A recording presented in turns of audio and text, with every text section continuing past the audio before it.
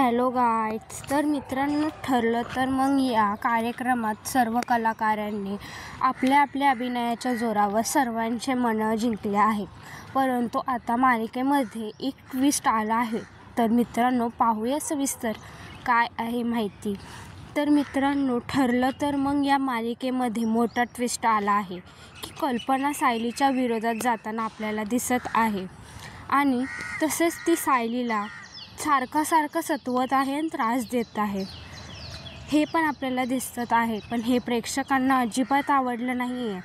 आणि आता साक्षी गेली पण कल्पना सायलीच्या विरोधात जाते, हे प्रेक्षकांना अजिबात आवडलं नाही. प्रेक्षक खूप चिडले आहेत आणि बोलतात आहे की हिला मालिकेमधून काढून टाका. कल्पनाला पहिलं किती चांगलं दाखवलं होते, किती चांगली सासू दाखवलं होते.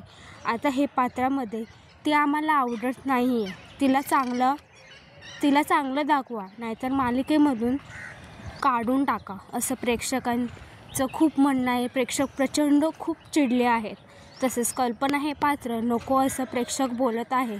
तर मित्रांनो, तुम्हाला कल्पना हे पात्र आवडतं का, हे मला कमेंटमध्ये नक्की सांगा.